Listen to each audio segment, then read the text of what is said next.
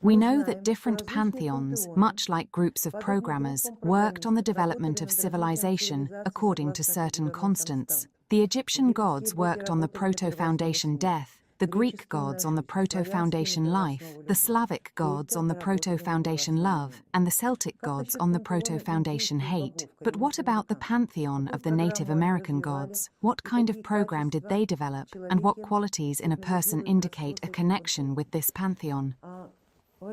Dear colleague Kirill, when we talk about the proto-foundations and civilizations,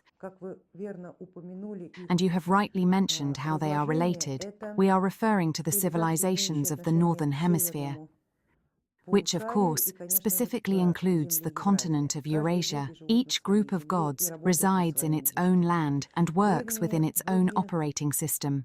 The ancient gods of the Americas, particularly those of North America, also worked within their own operating system.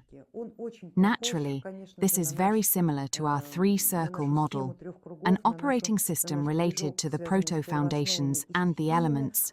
However, the connections between the proto-foundations were structured slightly differently in their system.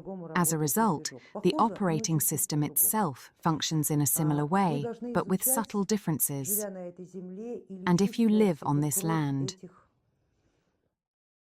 or if you feel within you the blood of those carriers of ancient knowledge who possessed an extraordinarily strong sense of nature, far beyond what we can imagine today, and who understood it in an entirely different way, then you must study their myths and cultures. Start with their cosmogonic myths, which recount how this world came to be, and then delve into their eschatological myths, which describe how this world will end. If there is both cosmogony and eschatology, it means the mythology is complete, cohesive, and encompasses everything. You simply need to gather the myths piece by piece. I sincerely hope that we have already understood this, and that in time we will learn to pass on this understanding, that the operating system of one land should never be imposed on another, because the earth suffers as a result.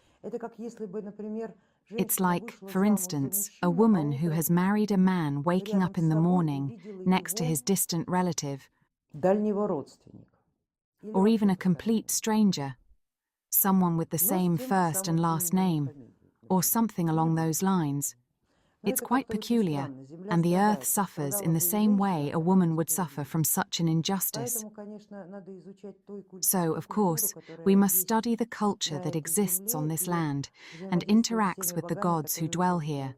It's no coincidence that our ancient ancestors advised praying to the gods of the land you are in, rather than those left behind at home when traveling the world.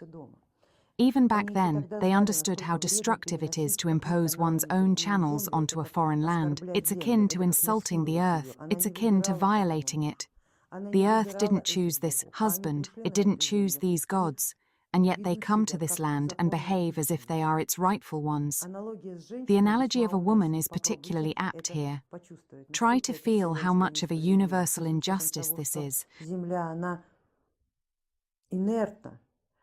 considering that the earth is inert, all-encompassing and non-belligerent.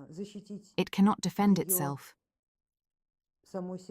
Only those entrusted with its care, the people who live on this land, can do so. That will be my answer to you. As for the program developed by these gods, colleague Kirill, you will discover it for yourself as you delve deeper into this pantheon. The value of your own understanding will far outweigh the value of any advice I could give you. I would not wish for you to diminish your worth or that of your gods just to save a little time today.